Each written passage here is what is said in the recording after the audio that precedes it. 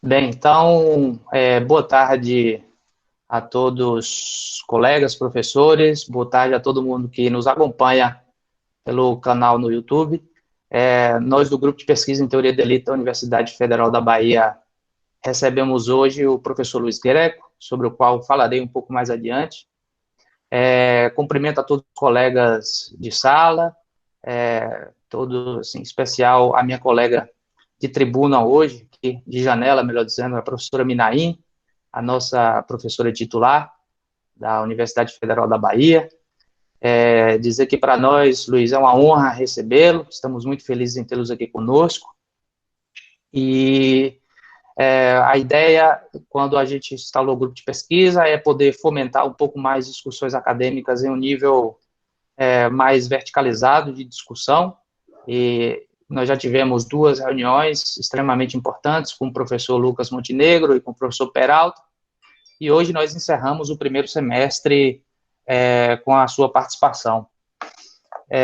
Esse grupo de pesquisa inaugurei assim que ingressei na Universidade Federal, e nós estamos planejando, e a pandemia acelerou alguns processos, entre essa possibilidade de que as barreiras físicas fossem superadas aí com a participação virtual. Então, no segundo semestre, nós faremos uma série de seminários, uma vez por mês, um estilo que é muito comum na Alemanha, e a gente tenta, aos poucos, implementar no Brasil.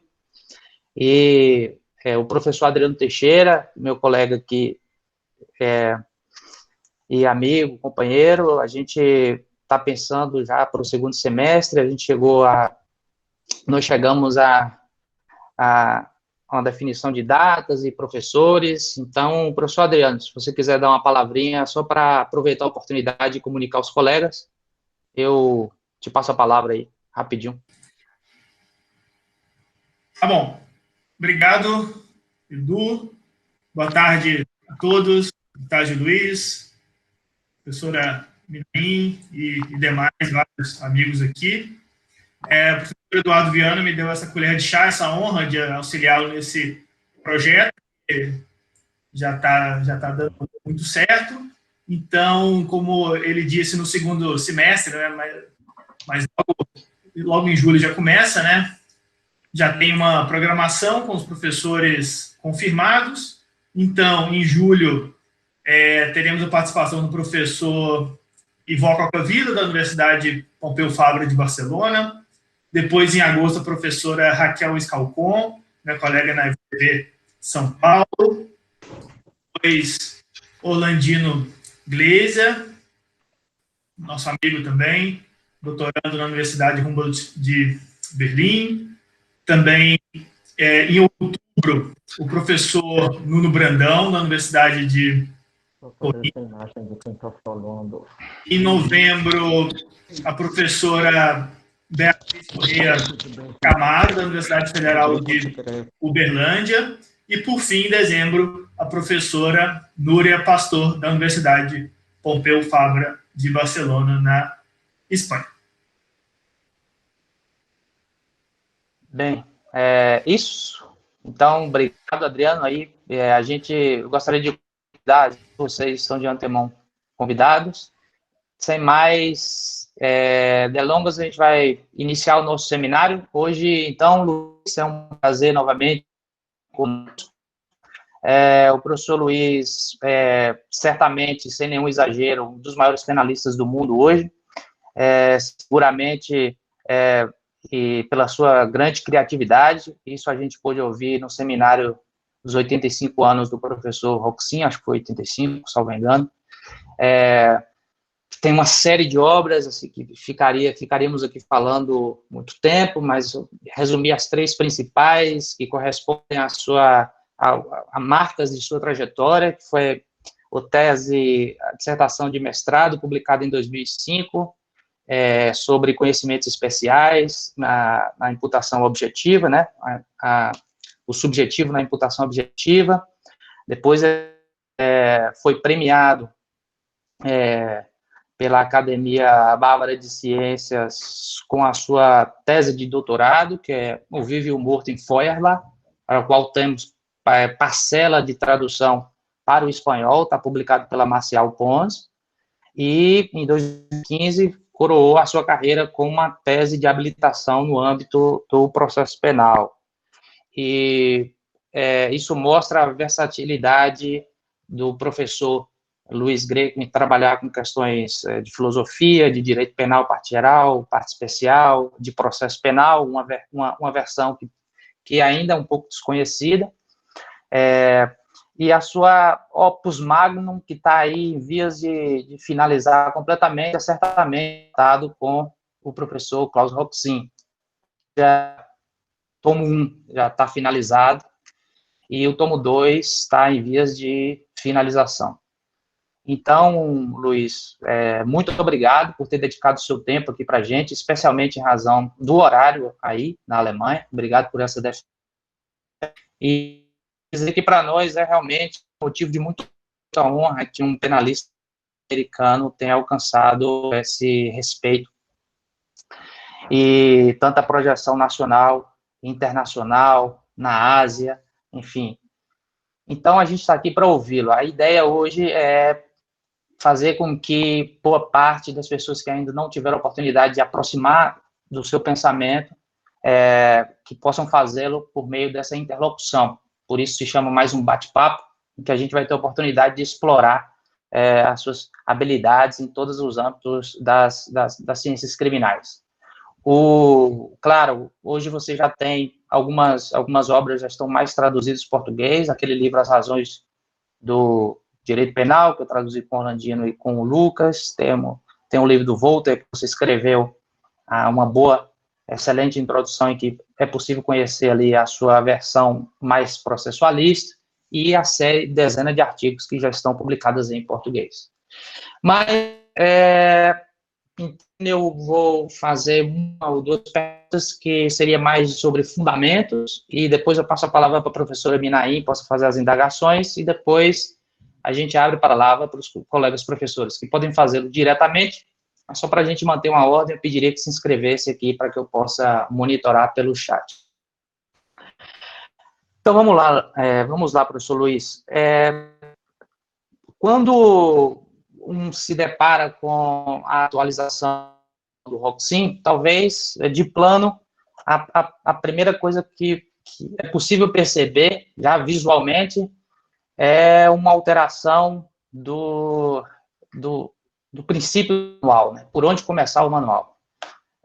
Tradicionalmente, o manual do Roxin trabalha com a teoria do bem jurídico e o conceito material de crime, e talvez uma das suas contribuições mais significativas nessa alteração tenha sido essa ideia de trabalhar o seu conceito de pena, né?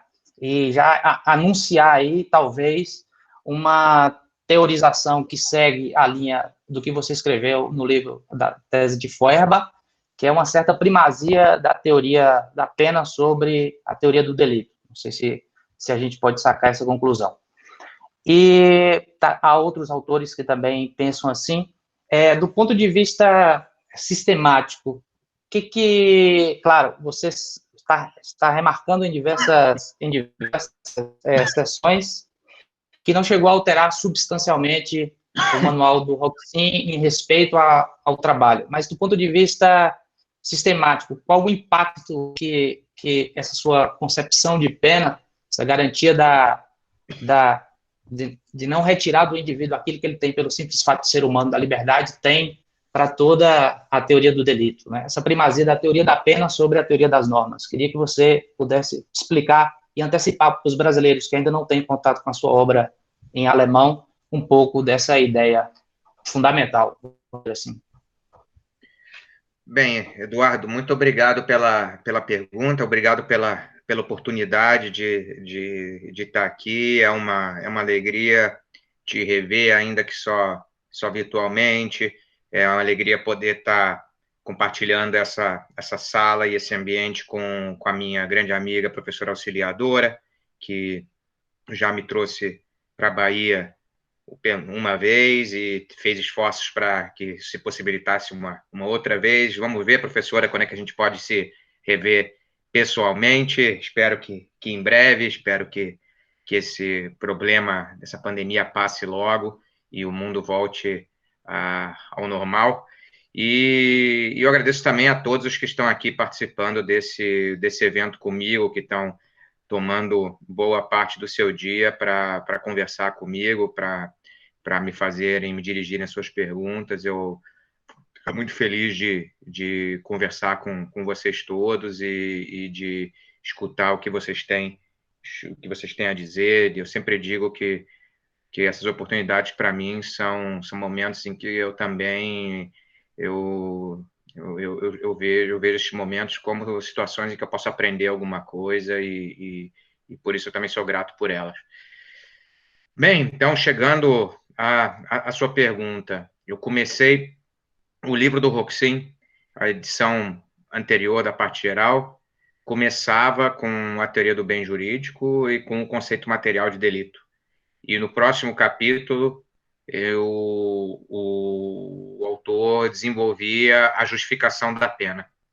E eu penso que essa ordem tradicional, assim, o conceito de crime e a justificação da pena, não está errada, mas eu acho que existe uma razão pela qual no direito penal o que as normas penais pretendem obter, com o que as considerações que justificam uma norma penal, tem que ser diferente das justificações por trás de um dispositivo qualquer do Código Civil que proíbe que uma pessoa provoque um dano a outra, ou um dispositivo de um dispositivo de direito administrativo, alguma norma de segurança qualquer, etc. E o que existe de diferente, na minha opinião, é a natureza da sanção que é imposta àquele que desrespeita essa norma penal. E essas diferenças são muito gritantes. E só para dar um exemplo mais claro, no direito civil, a gente não tem problema nenhum em imputar a culpa do funcionário ao empregador, ao chefe dele, se o chefe se vale do funcionário para cumprir o seu contrato. Enquanto que no direito penal a gente não pode fazer isso. No direito civil, a gente não tem problema em presumir culpa, a gente não tem problema em inverter ônus de prova e em outras coisas mais. No direito administrativo, a gente não tem problema em deixar que as sanções sejam impostas por uma autoridade não imparcial, a multa pode ser imposta por uma autoridade do executivo, a pena não. Eu acho que todas essas diferenças estão ligadas ao fato de que a pena é diferente. E eu tentei, então, capturar o que a pena tem de diferente. E me parece que o que a pena tem de diferente não é só que ela é um mal, isso ela é, mas também não é só que ela é um juízo de reprovação, que ela incorpora uma censura sobre o apenado, mas principalmente me parece que o que a pena faz, que nenhuma outra consequência jurídica da ordem jurídica faz, é reagir a algo de uma forma tal que o destinatário dessa reação vai ser privado de um direito que lhe assiste enquanto ser humano, um pouco essa é a ideia. Quer dizer, perder principalmente a liberdade de locomoção. E se uma sanção é reação e priva o sujeito da liberdade de locomoção, eu diria que ela é sempre pena, e esses dois elementos, reação e de reação que tem por objeto um direito que assiste ao ser humano enquanto ser humano, os direitos que eu chamei, me reportando a uma tradição que remonta ao Christian Wolff, aos autores do chamado jusracionalismo do século XVIII,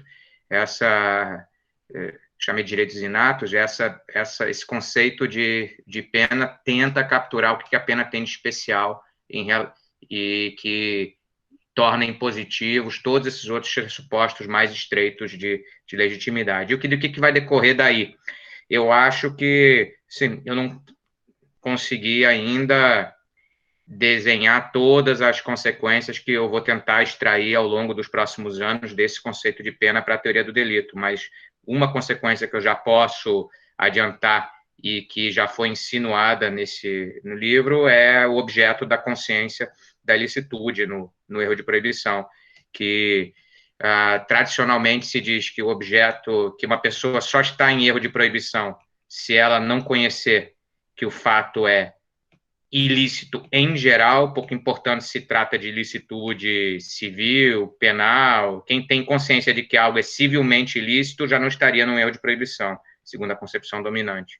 E a mim me parece, se a gente entender que se trata no direito penal de justificar essa sanção toda especial, justificar a pena diante também do apenado, então a gente tem que lhe conceder uma oportunidade justa de escapar dessa pena e de planejar a sua não punição. Isso significa que quem não tem condições quem não conhece a punibilidade, não só a ilicitude do fato, já vai ter de ser entendido como se encontrando em erro de proibição.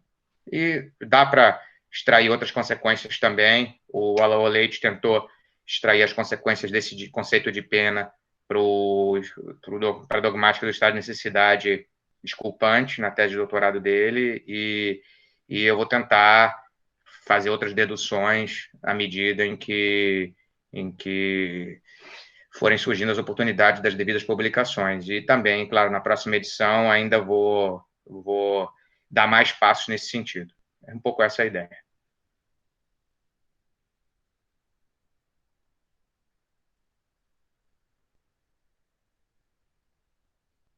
Opa, estão me ouvindo? Agora sim. Sim, porque meu microfone estava desligado. Sim. Excelente. Bem, Luiz, eu vou fazer uma outra pergunta fundamental antes de passar para a professora Minaí. O debate alemão em torno de determinado tema é sempre muito frutífero, né? Porque esse sistema entre academia e jurisprudência funciona aí na Alemanha como um sistema de retroalimentação. Então, nós temos sempre um grande número de publicações que dizem respeito à solução de problemas concretos. Nos últimos anos, talvez uma das discussões, eu tive a oportunidade de perceber isso no manual que você replica a discussão,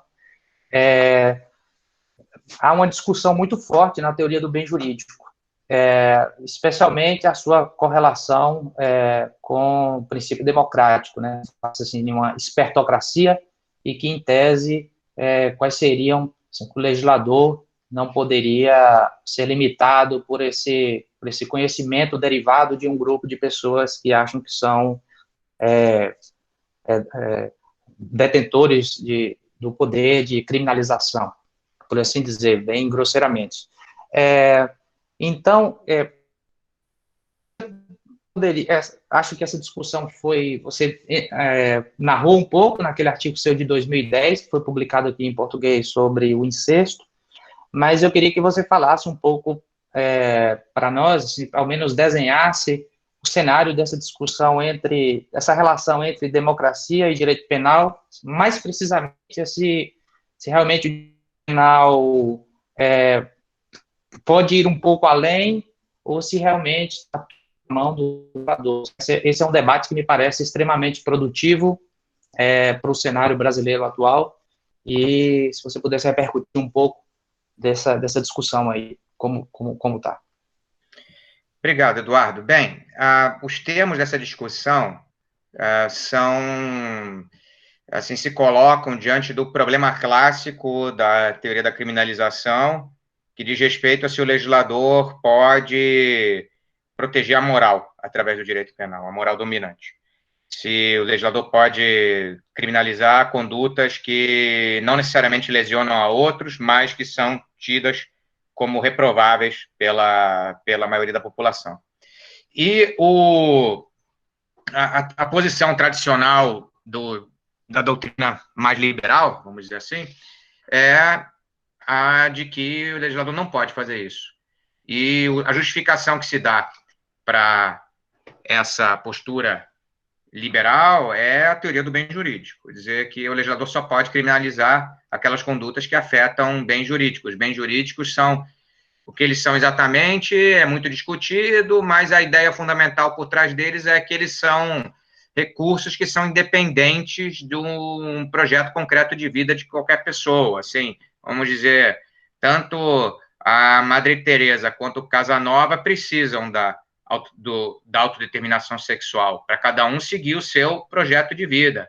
Um é um projeto de vida de santidade e castidade, o outro segue um projeto de vida de criar uma lista enorme que ele vai poder depois cantar através do Leporello.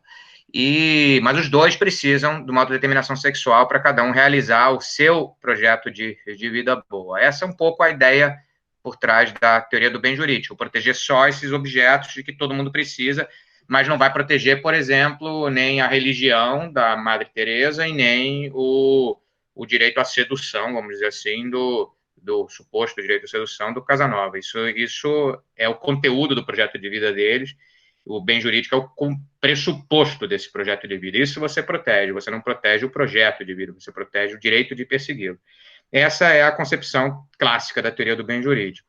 E o Tribunal Constitucional alemão teve que lidar com o crime de incesto entre irmãos, que existe no Código Penal alemão desde o século XIX, e disse mais ou menos o seguinte, depois de muitos argumentos, veio o argumento central, que é: a gente vive numa democracia, o legislador não eliminou esse dispositivo, isso quer dizer que ele acha que esse dispositivo é correto, ele se alicerça numa consciência popular de que esse tipo de conduta não pode ser praticada, e se a teoria do bem jurídico considera que esse tipo de proibição é injustificada, tanto pior para a teoria do bem jurídico, porque o legislador é democraticamente legitimado e os defensores da teoria do bem jurídico não. E muitos autores embarcaram, então, nesse argumento do Tribunal Constitucional e montaram um ataque bem intenso à teoria do bem jurídico, fundado especialmente nessa ideia de democracia, autodeterminação, e no sentido de que, se a sociedade não quer determinadas práticas e ela se organiza e vota em representantes que articulam a vontade dela no sentido de não tolerar determinadas práticas, ainda que sejam práticas que não afetam esses recursos concretos, mas sim os próprios conteúdos dos projetos de vida, ou seja, que não afetam bens jurídicos, mas que promovem uma moral específica, e isso seria compreendido pela liberdade democrática. Essa é um pouco a tese que está sendo defendida por vários autores. E o que eu penso dessa tese? Eu acho bastante problemática. No livro, eu fui relativamente comedido, porque eu não quis entrar numa discussão profunda e que fosse até os fundamentos da ideia de democracia, etc. Quis me esquivar um pouquinho disso. Mas o que eu acho é que, fundamentalmente, democracia e bem jurídico não podem estar em uma relação de oposição um com o outro, porque a própria democracia é uma expressão da ideia de autogoverno, de autonomia, de escolher o seu projeto de vida. E uma autonomia que permite que eu, unido a um determinado grupo de pessoas, negue ao outro os recursos de que ele precisa ou impõe ao outro, para dizer de forma mais exata, o meu projeto de vida em detrimento dele, é uma autonomia que nega os seus próprios, sua própria razão de ser. Então, autonomia e democracia têm que andar juntos, e uma concepção de bem jurídico que impõe certos limites à vontade da maioria não está impondo esses limites à democracia, são limites também democraticamente fundados, é só que a vontade da maioria também tem que encontrar certos limites naquilo que explica o caráter vinculante dessa própria vontade. É um pouco essa a ideia que eu tento desenhar no livro. Então, que, sim, autonomia é o fundamento da democracia, e, então, o bem jurídico que é fundado na ideia de autonomia não entra em choque com a democracia. Entra, sim, em choque com algumas decisões do legislador que estão supostamente legitimadas na democracia, mas esse aqui não é bem. O resultado dessa decisão só corresponde à democracia com base em um conceito bastante débil de democracia. Confunde democracia com a vontade da maioria. Democracia é também vontade da maioria, mas é muito mais do que isso. Principalmente, como eu disse, autogoverno, a articulação do respeito à autonomia de todos nós. Essa é um pouco a ideia. Obrigado, Luiz. Depois dessas duas perguntas, que acho que dizem respeito aos fundamentos do direito penal, acho que a gente pode descer a pontos mais concretos. Então, a professora Minaim tem a palavra para doravante fazer as indagações. Bem, depois do susto, a alegria de poder agradecer a você por ter trazido o Luiz Greco para essa conversa conosco, o que para nós, com certeza, não é só uma conversa, é uma lição de um dos maiores conhecedores de direito penal, como diz você, no mundo. Eu tenho essa alegria de poder ter partilhado também, ou de ainda compartilhar com o Luiz de alguns encontros e de poder ouvi-lo pessoalmente. Então, sua chegada para a UFBA, de certa forma, também foi a chegada do Luiz, ou uma aproximação maior com o Luiz, razão pela qual também tenho que lhe agradecer. Você sabe que eu fiz tantas perguntas que nem sei qual delas selecionar, mas tem uma que está muito forte nesse exato instante, Luiz, e que diz respeito à política criminal, ao uso da política criminal, ou recurso à política criminal. Eu acho que você sabe que grande parte dos professores brasileiros, ou na América Latina mesmo, quando falam em política criminal, visualizam técnicas e estratégias que reduzem o encarceramento da população mais vulnerável, mais desfavorecida.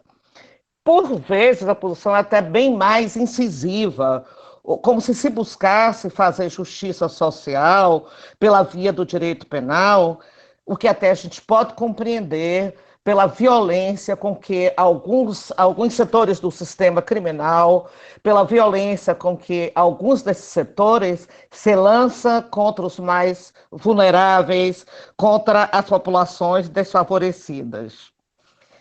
Então, se pretende mesmo, acho que é uma contradição, a abolição do direito penal. Por outro lado, eu entendo que o funcionalismo teleológico tem buscado cada vez mais reduzir, pela via da dogmática, o tamanho do direito penal, promovendo recuos através da dogmática, da elaboração e construção de institutos, de conceitos que, mais refinados, permitem que o direito penal recue, de forma que todos sejam beneficiados com este recuo. Mas a minha pergunta com relação a essa breve explanação é a seguinte: será que existe mesmo uma possibilidade em se falar em política criminal quando não se quer atrelar a política criminal à dogmática? Ou seja, esses que querem o fim do direito penal, o fim da dogmática e desejam a política criminal, como é que se pode pensar nesse universo com essa forte dicotomia entre dogmática de um lado, política criminal do outro? Eu vou perguntar outra, Eduardo, rapidinho. Pode ser? Uma que sempre me preocupa e que talvez desague, eu vou diminuir o tamanho da pergunta.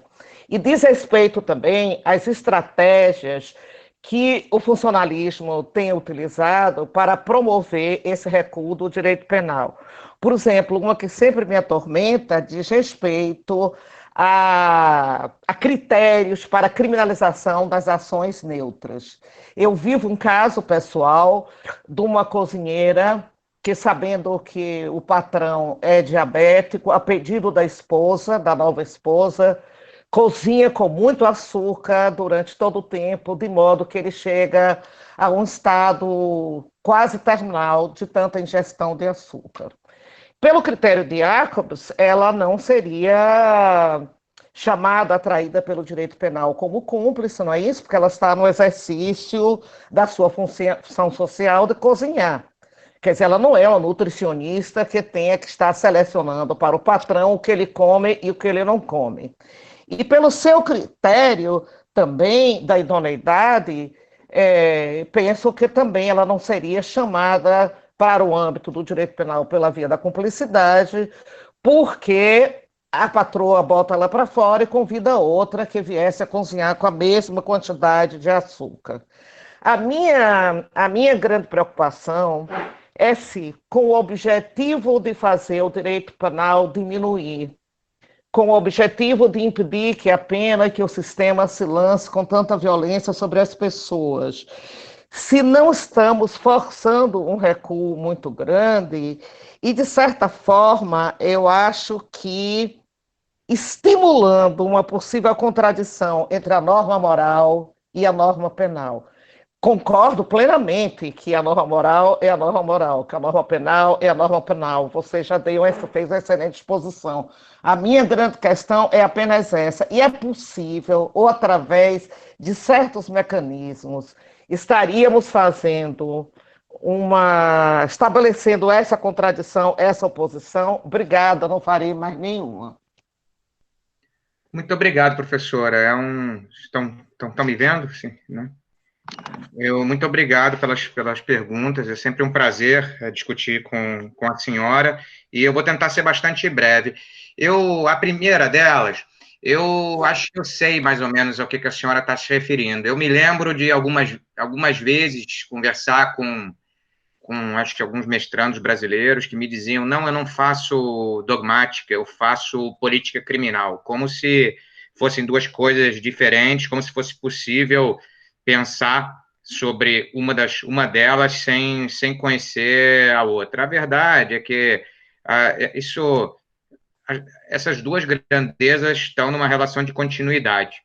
Apenas a primeira delas, a política criminal, vamos dizer assim, é a dogmática da perspectiva do legislador. E aquilo que a gente chama de dogmática, mesmo em sentido estrito, é a dogmática, é o direito penal da perspectiva do juiz.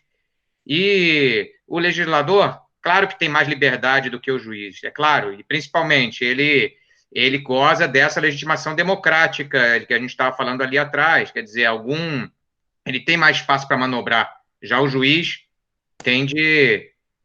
ninguém vota nele, ele vai se legitimar em boa parte também pelo fato de ele estar atuando à vontade do legislador democraticamente legitimado. Mas, tirando essa diferença, que não é tão grande assim, os dois estão numa relação de continuidade, no sentido de que a gente espera de um bom legislador que ele tome decisões ponderadas, tome decisões fundadas em boas razões, e a gente espera de um bom juiz que ele também tome decisões fundadas em boas razões, e dentro dessas razões também estão as razões que o legislador pré-selecionou para ele como as únicas importantes.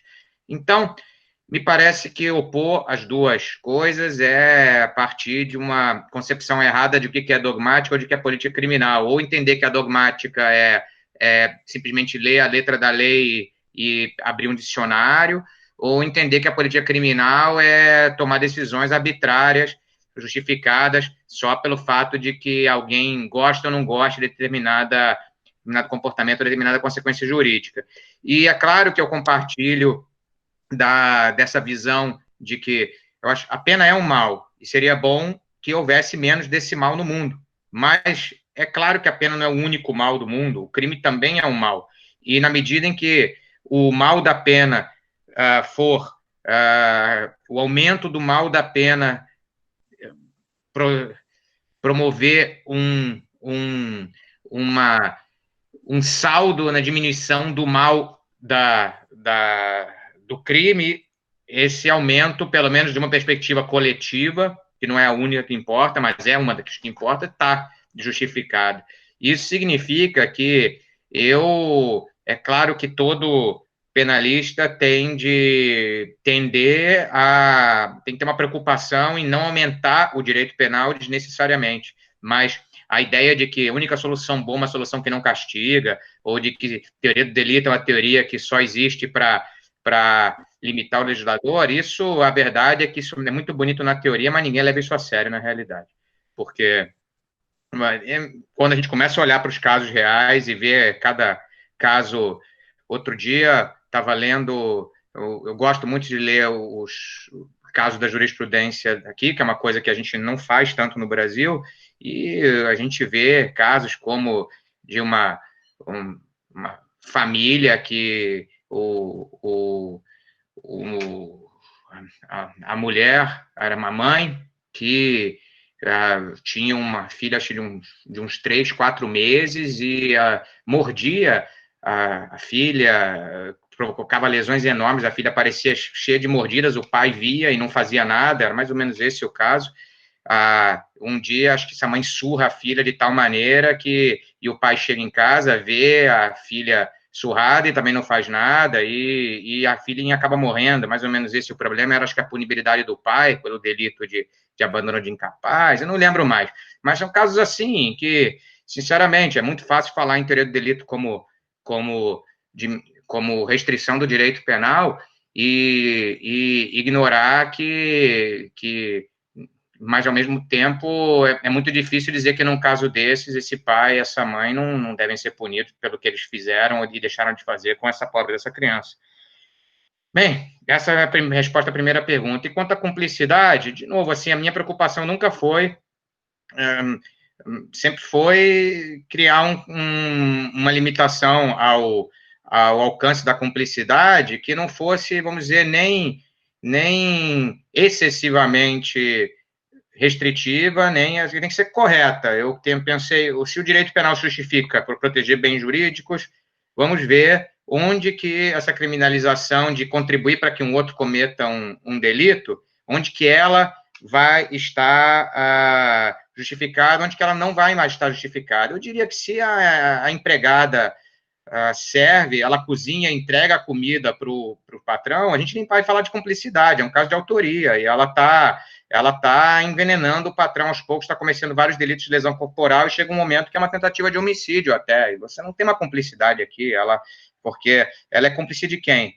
Ela é autora, ela está praticando as ações que imediatamente levam ao resultado. O fato de que a esposa também é autora, ou que a esposa botou essa ideia na cabeça dela, talvez a esposa seja coautora, talvez ela seja instigadora, uma autoria por omissão, esse é outro problema, mas essa empregada não é cúmplice, ela é autora, então eu não veria nenhuma limitação aqui à responsabilização dela. As minhas considerações não se aplicariam a ela.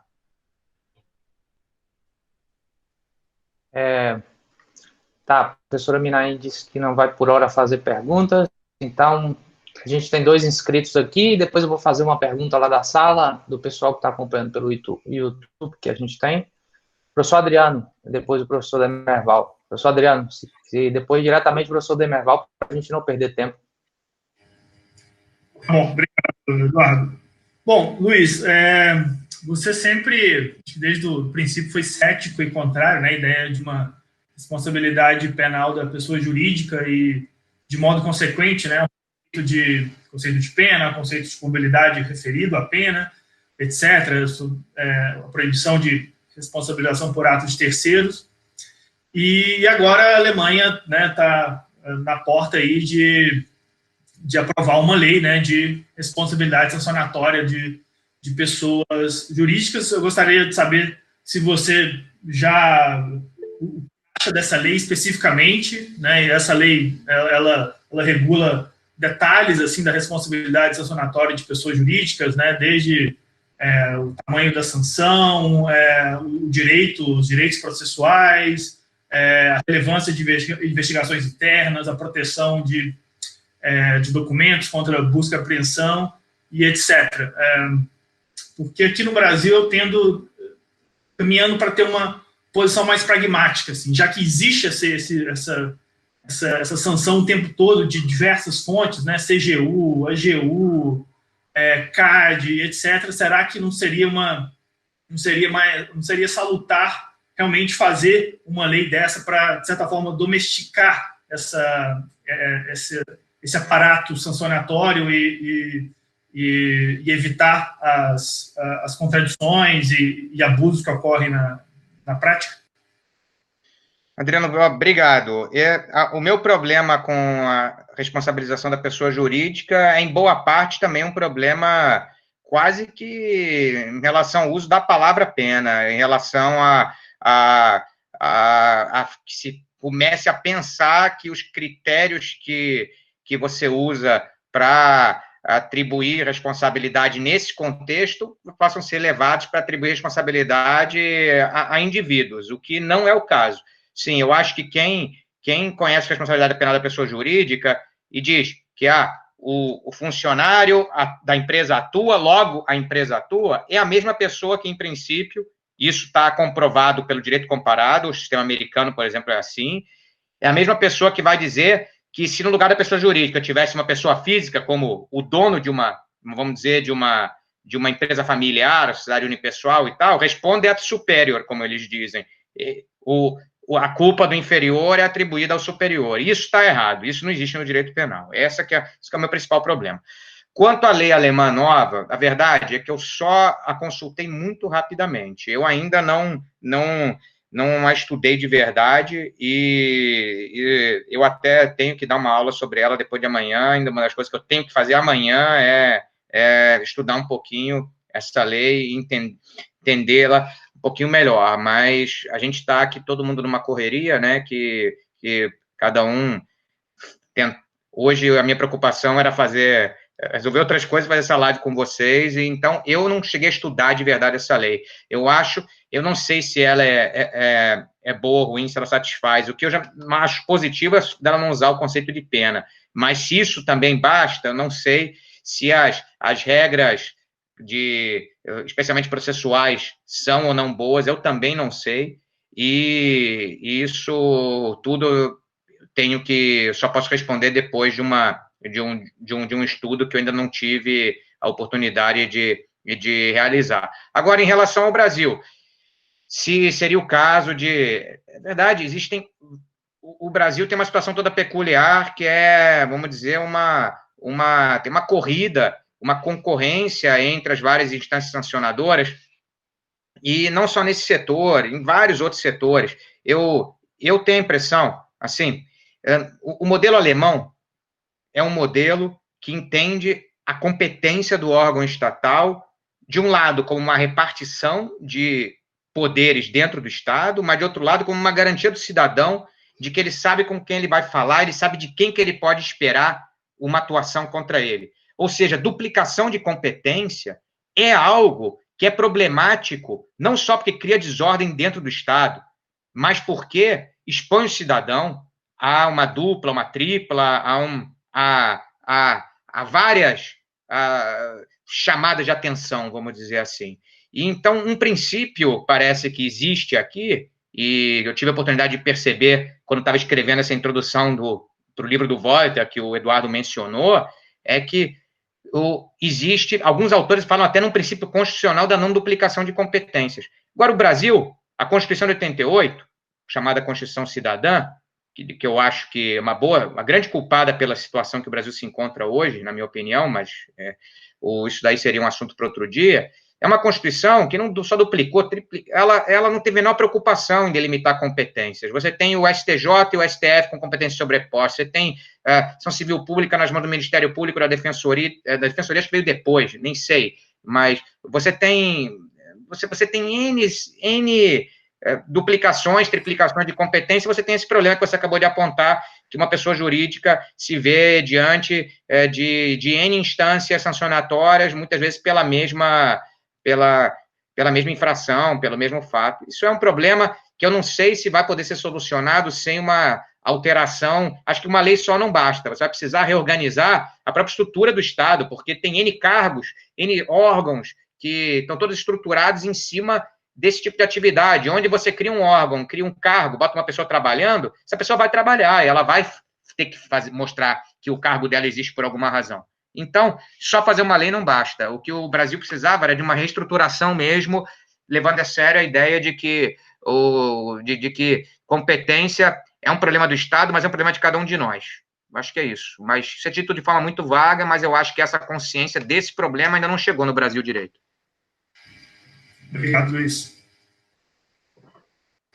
Demerval, pode ir.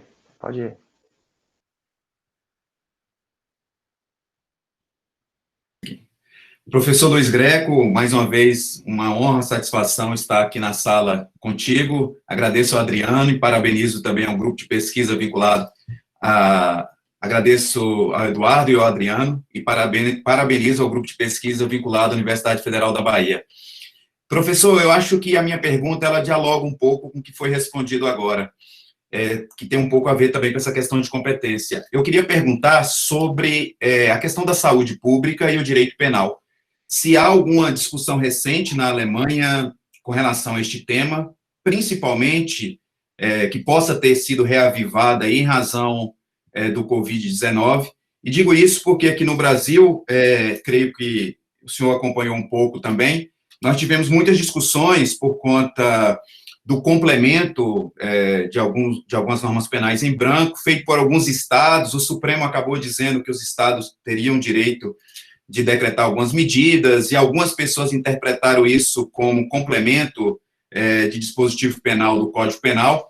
Eu queria saber a sua opinião sobre isso, que também aqui no Brasil nós temos um grande problema, porque em relação à saúde pública nós temos muita leis extravagantes, temos o Código Penal, e nós passamos a ter também um pouquinho de insegurança jurídica diante desse cenário que pintou aqui. E agradeço mais uma vez a oportunidade, e parabéns pelo trabalho que você faz daí da Alemanha e aqui no Brasil, trazendo para a gente aquilo que é importante do direito penal para a crítica, para repensar o direito penal, não só você, mas todos que passaram por aí, que você deu a oportunidade de estudar e de trazer isso para a gente. Isso é um reconhecimento que nós temos aqui e te agradecemos de coração por isso. Muito obrigado. Obrigado, Dermeval. Olha, a discussão clássica da saúde pública era, por enquanto, a discussão sobre o direito penal de entorpecentes, né, principalmente. E essa era uma discussão em que o bem jurídico de saúde pública é defendido pela posição dominante, mas criticado por vários autores, por Boxin, Schünemann, vários autores, e alguns desses meus trabalhos estão publicados também em português e tudo. A gente tenta recusar esse bem jurídico de saúde pública.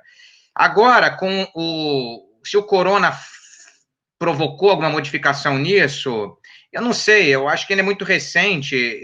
Já saíram vários artigos aqui sobre o corona, especialmente sobre o problema mais urgente de escolha entre vidas e coisa assim, no caso de respirador, mas uma teorização do bem jurídico de saúde pública em razão do corona, eu não cheguei a ver. Talvez seja o caso de repensar essa crítica, eu não sei, eu não estou inclinado a repensá-la. Eu gosto de esperar um pouquinho a poeira baixar para começar a escrever sobre as coisas, mas às vezes a gente tem que escrever rápido e eu não vi ainda uma reflexão revisionista dessa crítica da ideia de saúde pública por causa do corona. Mas, bem, quanto à sua segunda pergunta, né, do artigo, acho que é o 268, não é isso, do Código Penal, eu cheguei a escrever junto com a Laura um artiguinho crítico sobre esse dispositivo, o problema da norma penal em branco e tal. Aqui a gente tem uma situação de completo caos normativo, em que esse caos se resolve contra o cidadão. Você tem, acho que na época que eu escrevi o artigo, ainda não estava nem clara que a federação, que a União não tinha essa competência para regular as medidas todas, mas hoje parece que, sim, eu confesso que eu não estou acompanhando a situação brasileira com mesmo nível de detalhe de vocês, assim, mas pelo que eu estou vendo, quem tem essa competência hoje são os estados e o município, mas os dois muitas vezes também não se entendem, e muitas vezes as próprias medidas têm espaço, são formuladas de uma forma bastante indeterminada. Um exemplo que a Laura e eu damos nesse artigo, acho que era algum decreto, acho que do Rio de Janeiro, que fala de academia de esporte, e se isso compreende, vamos supor, um personal trainer que atende em casa, se isso compreende a conduta dele ou não compreende, mas tem vários problemas aqui. Alguns são problemas estilo que sempre aparece, interpretação de qualquer dispositivo, mas outros estão ligados a esse caos que, de fato, se estabeleceu no Brasil, e me parece que numa situação dessas é muito difícil você poder justificar a punição de alguém. Isso, punir alguém numa situação em que o legislador não fez o seu dever de casa e disse para ele com clareza o que ele podia e o que ele não podia fazer, é dizer que ele é o culpado por essa situação de insegurança, quando essa situação podia ter sido resolvida com um pouquinho de bom senso, de coordenação e etc. Mas eu acho que o problema fundamental também é que a gente criou no Brasil um sistema político em que tudo depende do bom senso das autoridades. E eu acho que um bom sistema político é um sistema que protege a gente das autoridades quando elas não têm bom senso. Isso, de certa forma, o Brasil não se preocupou. Esse é o grande que a gente está passando hoje. Não quero falar de política aqui, porque a gente está aqui para falar de direito penal, mas eu acho que, de certa forma, eu não sou constitucionalista, mas, de certa forma, eu acho que muito do que o Brasil passa hoje não é por acaso, e dizer que são erros de governantes, claro que eles existem, mas o problema é um sistema que deixa a gente vulnerável a governantes que cometem esse tipo de erro. A gente tinha que ter um sistema que protegesse a gente dos maus governantes, a gente não tem. Obrigado, Luiz. Eu vou fazer uma pergunta de quem está nos acompanhando aqui, Luiz, pelo YouTube, porque está conectado com a teoria do bem jurídico, está conectado com, talvez, a importação de algumas ideias, a difusão de algumas ideias que ocorre aqui no cenário brasileiro, e essa é uma boa oportunidade para você emitir a opinião e esclarecer, talvez, alguma confusão teórica. Veja, a Sara, que nos acompanha, a Sara Assis, pergunta se, por outro lado, os chamados mandados de criminalização vinculam o legislador a agir positivamente. Como utilizar a teoria do bem jurídico nesses casos? A teoria do bem jurídico é uma teoria sobre razões. Isso quer dizer que, assim, ela vai dizer que tipo de justificativa para um dispositivo é boa, que tipo de justificativa não é boa. E um mandado de criminalização, ele opera como um comando, ele não é necessariamente uma razão no sentido de ser uma consideração. Aqui não importa tanto o porquê, importa que foi comandado. Mas, normalmente, por trás de um mandado de criminalização vai existir um bem jurídico, normalmente vai existir. E, então, as duas considerações vão ser compatíveis, mas pode acontecer de, por trás de mandado de criminalização, não existir um bem jurídico. E, nessa situação, você tem, sim, um problema, e aí eu acho que o que a teoria do bem jurídico faz é servir de parâmetro de crítica a esse mandado de criminalização, mas é um parâmetro de crítica, claro, crítica de lege ferenda. Então, vamos tentar dar um exemplo. Vamos supor que, assim, existe uma convenção antiga que acho que a maioria dos estados é signatários de combate à pornografia, por exemplo. E uma convenção que eu sei que a Alemanha é signatária, eu acho uma convenção lá dos anos 20 ou 30 e coisa assim, e isso, sim, os estados membros dessa convenção se comprometeram a isso, mas essa convenção, hoje em dia existe um certo consenso que pornografia, pelo menos a simples, não quer dizer aquela que mostra relações sexuais que não envolvam menores, que não envolvam pessoas sendo violentadas, pessoas, assim, que envolvam atos praticados por pessoas autônomas, vamos dizer assim, a pessoas responsáveis, essa só é um problema se puder chegar na mão de menores, puder chegar na mão de pessoas que não pediram para ser confrontadas com esse tipo de conteúdo, mas fora isso não é um problema. Então, o que a gente faz hoje, ninguém lembra mais dessa convenção, mas ela ainda existe e teria que verificar isso. Estou respondendo aqui de forma meio espontânea para encontrar um exemplo, mas eu tenho quase certeza que existe uma convenção dessas e que se ela tivesse vamos supor, se a gente reconhecesse que os tratados têm uma hierarquia superior à da lei ordinária, que acho que não é o caso no Brasil, na Alemanha não é o caso, eu me lembro no Brasil também não é, mas se a gente reconhecesse que os tratados têm uma hierarquia superior, a gente ia ter um exemplo de um mandado de criminalização que a teoria do bem jurídico ajudaria a tentar criticar e tentar restringir de alguma maneira. Excelente. Luiz, eu vou passar a palavra para o professor Bernardo, que é o nosso colega lá da Federal, já havia se inscrito aqui para fazer uma pergunta. A hora vai avançando, só pediria para os colegas também objetivarem um pouco a pergunta para a gente poder abrir mais participações. Professor Bernardo, o senhor tem a palavra. Oi, Luiz. Satisfação em revê-lo e falar com você de novo, meu amigo, depois de tanto tempo. É motivo de grande felicidade. As minhas perguntas são mais a título de curiosidade mesmo, de saber quais são as bases teóricas que fazem a sua cabeça, né?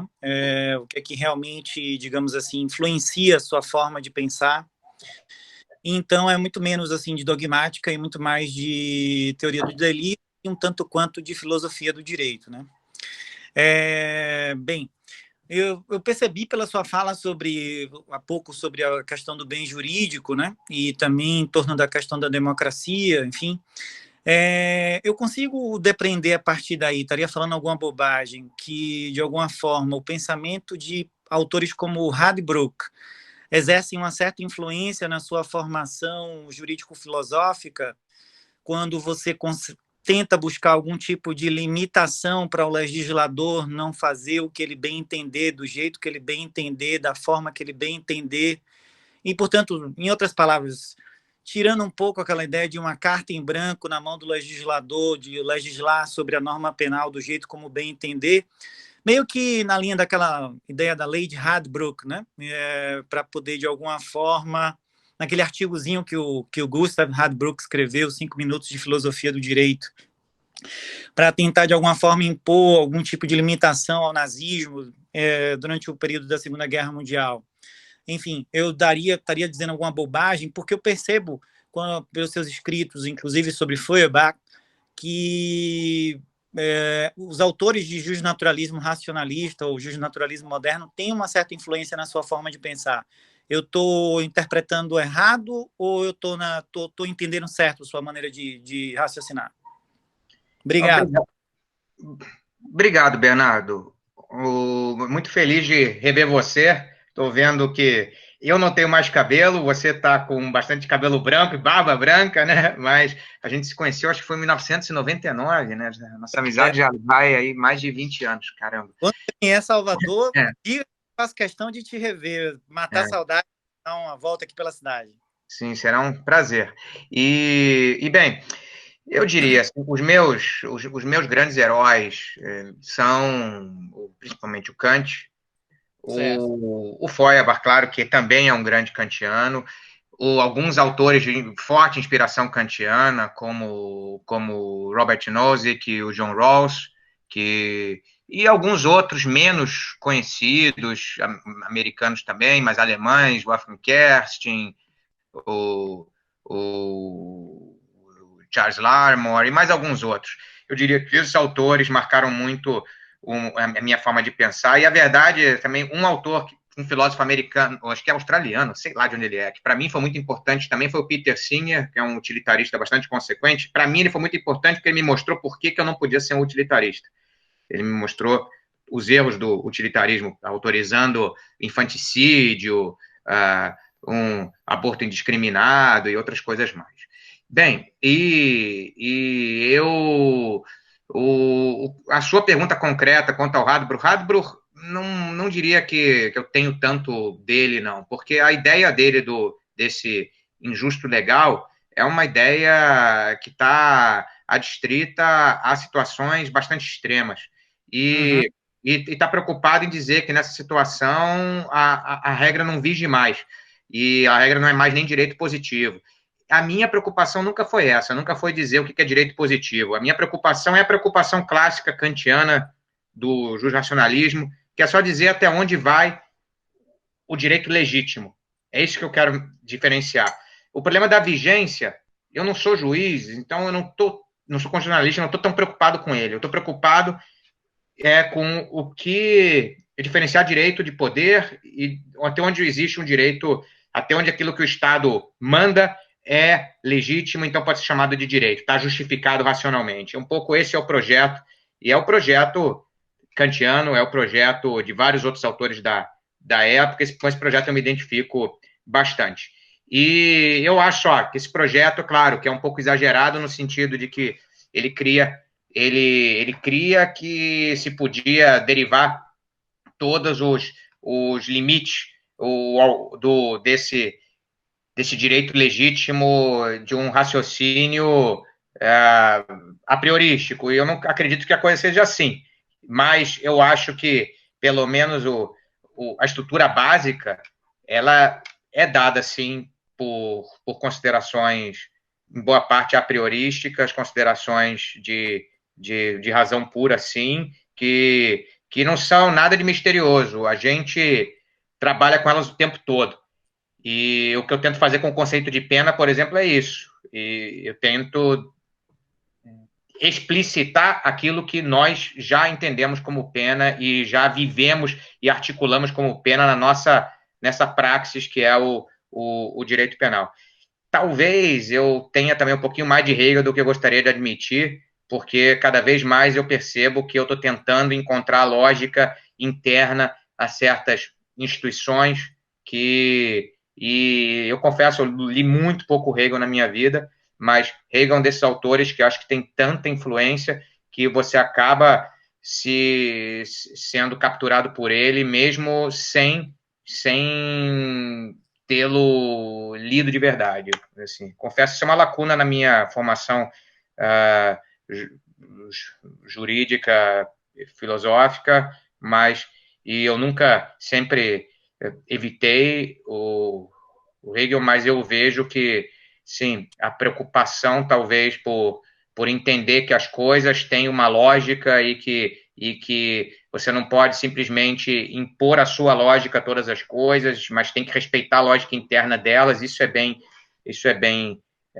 hegeliano, e eu percebo que isso, talvez por via do Roxin, talvez por via de outros autores que me influenciam muito, essa forma mais conciliadora de pensar, que é a nota característica do Hegel, também estejam entrando um pouquinho mais em mim do que eu estava disposto a aceitar no começo. Assim, antigamente eu gostava de dizer para todo mundo como é que as coisas tinham que ser. Hoje eu estou mais disposto, acho que, a escutar e entender antes de sair dizendo isso. Talvez, não sei, talvez um pouco de hegelianismo seja a maturação do kantiano, não sei.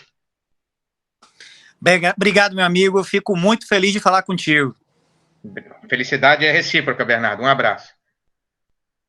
Obrigado, professor Bernardo. Obrigado, Luiz. A gente já vai um pouco avançando aí no horário aí para a Alemanha, Luiz. Tem muita pergunta, muitos inscritos. E aí eu pediria os próximos inscritos a gente tentar fazer mais 2 perguntas antes de passar para a professora Minaim encerrar, para que eu possa encerrar, passar para o Lucas e depois para a professora Juliana. E eu pediria só essa objetividade aí para a gente poder responder e podem fazer. Obrigado. Boa noite, professor Luiz. É um prazer estar aqui com o senhor novamente, Salvador, a partir da videoconferência. Agradeço o convite, professor Eduardo, professor Adriano, especialmente professora auxiliadora. Professor, minha pergunta é sobre dogmática, jurídico-penal. Eu lembro que em 2002 o senhor apresentou a gente aquele livro que o senhor traduziu e fez uma introdução bem interessante, e a funcionalismo e imputação objetiva no direito penal. Nele, o senhor traz que ainda haveria necessidade, naquela época, da construção de um edifício dogmático funcionalista. E talvez esse edifício ele venha se construindo, mas especialmente aqui no Brasil, a partir da teoria da imputação objetiva. Eu devo observar, né, que na linha de comportamento da vítima no direito penal, que é aquela que eu sigo, talvez esse desenvolvimento da teoria da imputação objetiva tenha gerado uma hiperdogmatização do direito penal. A gente observa muitas categorias atualmente, né, como a vítima dogmática, como a autocolocação em perigo, heterocolocação, ação a próprio risco, a autorresponsabilidade. E, professor, a pergunta é a seguinte, né? Neste momento em que observamos essa hiperdogmatização, especialmente a partir da teoria da imputação objetiva, o senhor veria a possibilidade de o desenvolvimento da dogmática jurídico-penal, agora a partir da teoria da ação, isso considerando o princípio do risco como critério de valoração, né, do desvalor objetivo do comportamento? E aí, para seguir, né, seria mais ou menos, será que o pensamento de Wolfgang Frisch, por exemplo, ao observar conduta típica e teoria da imputação, não levaria a um refinamento ao estágio atual da teoria do delito? Como é que o senhor analisaria isso, né? E desde já agradeço bastante a contribuição do senhor, é essencial aqui ao nosso desenvolvimento brasileiro em termos de dogmática penal. Olha, Lucas, muito obrigado pela sua pergunta. Um prazer também te rever e ver que você continua firme nos estudos.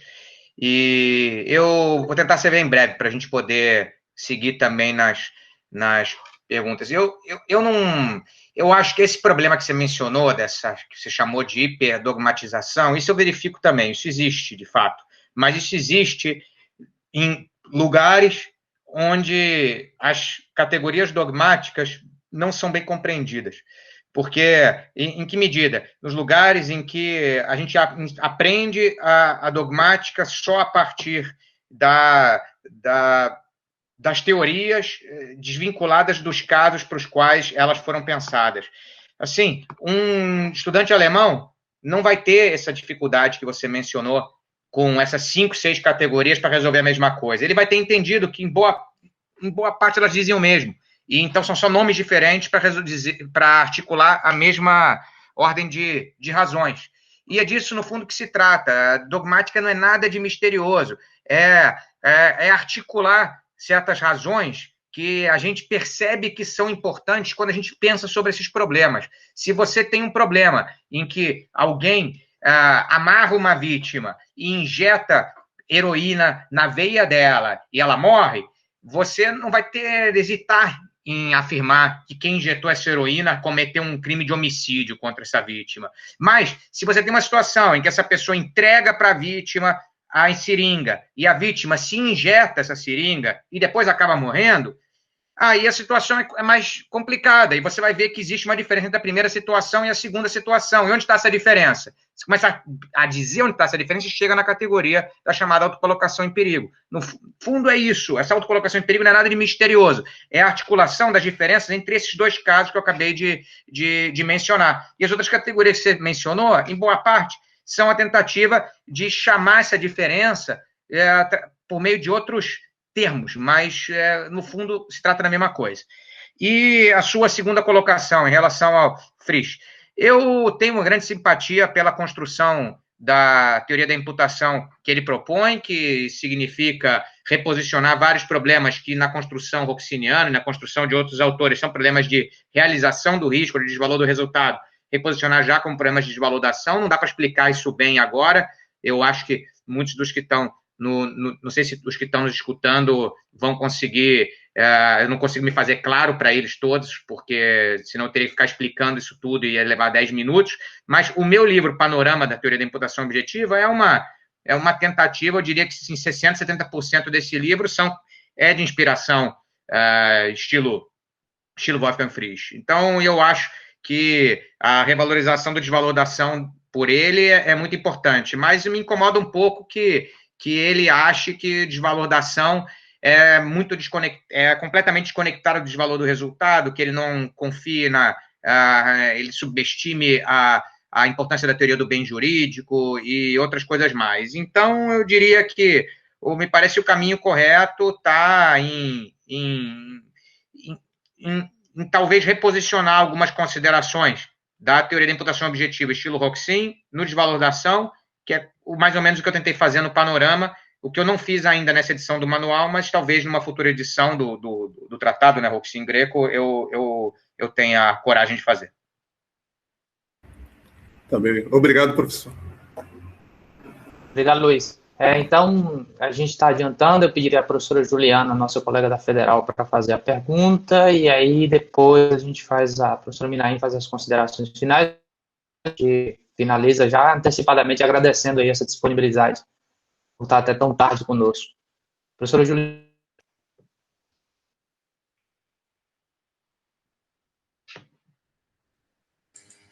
Seu áudio está desligado.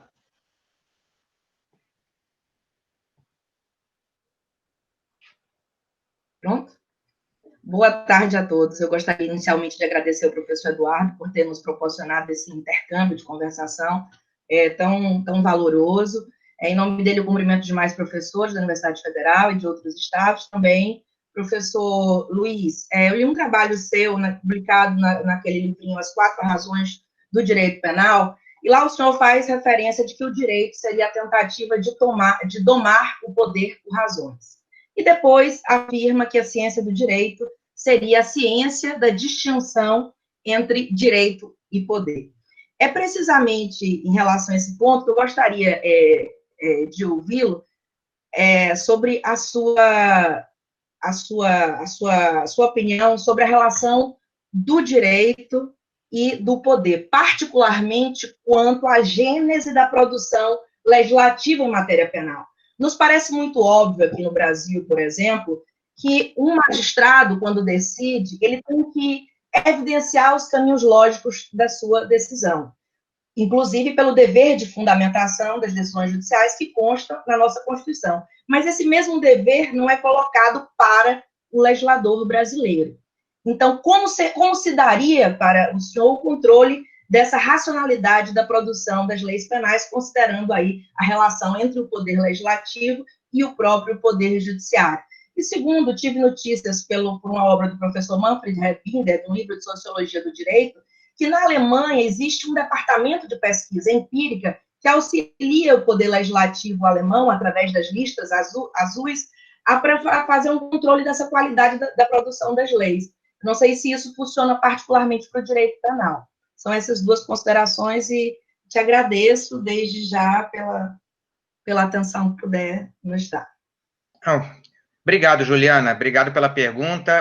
E eu, de novo, tentando ser bem breve e talvez aceitando alguma imprecisão. É claro que, como eu disse, eu não vejo uma distinção de qualidade entre a atividade do legislador e a atividade do juiz.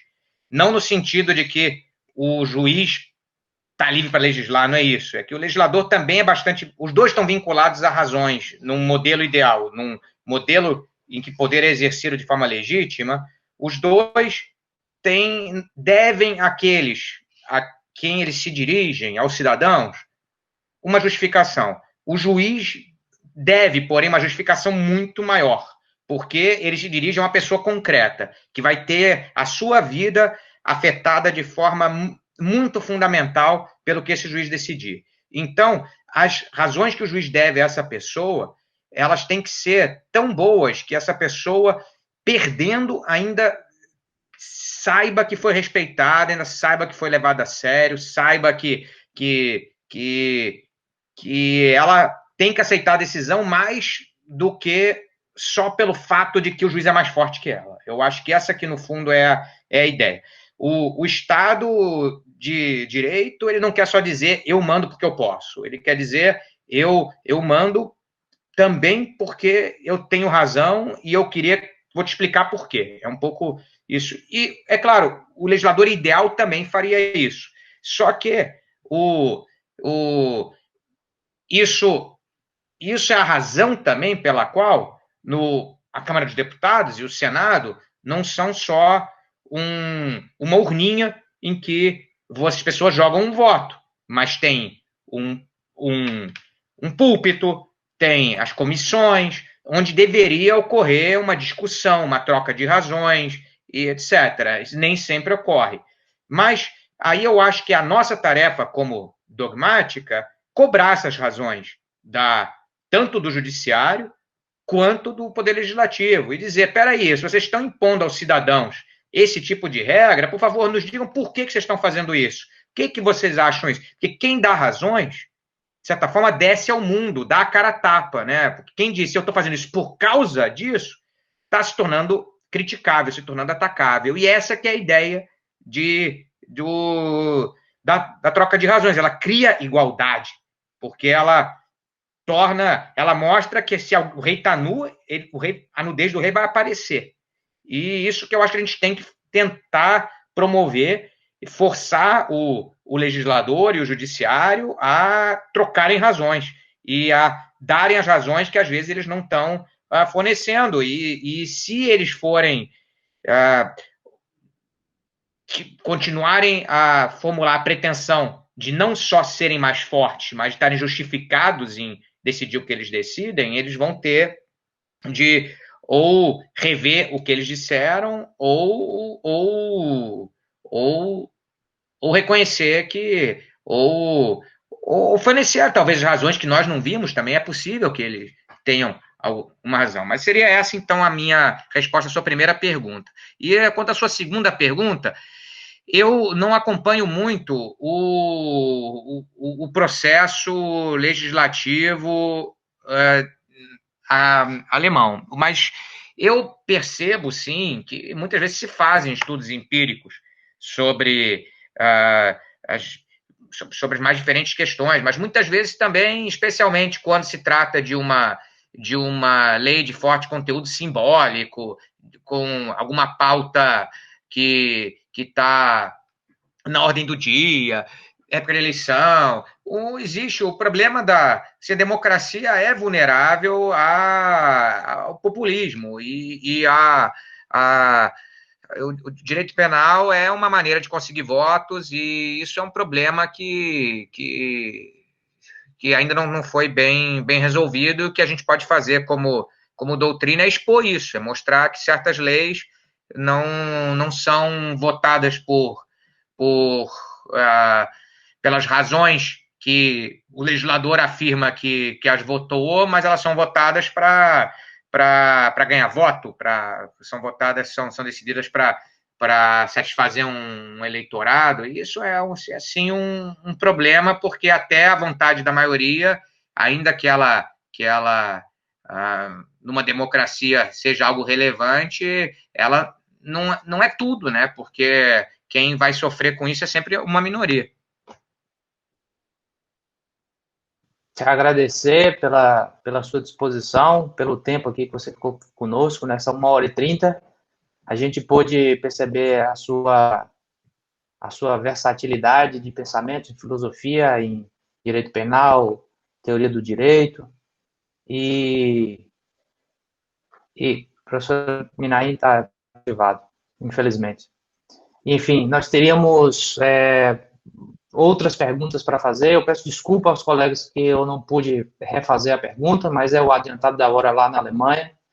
Luiz, eu queria te agradecer. Eu acho que o que você está fazendo pela ciência penal brasileira, sem nenhum exagero, não foi feito antes, e você abre espaço para todo mundo, democratizou a possibilidade abriu as portas da Alemanha para os cientistas brasileiros, e está mostrando como se faz a boa dogmática, ensinando a nossa metodologia.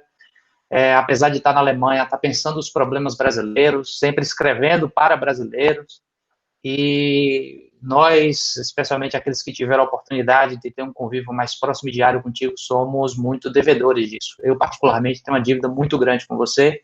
Agradeço por tudo que você me ensinou e por tudo que você nos ensina todos os dias. Espero que você possa voltar em outras oportunidades. Agradeço aos colegas presentes e passo a palavra para você finalizar o nosso seminário. Relembrar que, a partir do semestre que vem, faremos um por mês, e espero que todos estejam presentes. E obrigado, Luiz. Você tem a palavra, então, para encerrar com chave de ouro, então, essa... Bem, eu só não vou tomar mais muito tempo de vocês. Foi de novo, uma alegria estar aqui com você, Eduardo. Pode ser tarde aqui, mas eu sempre fico feliz de compartilhar com você os momentos que eu puder compartilhar, e obrigado pela oportunidade, pela plataforma.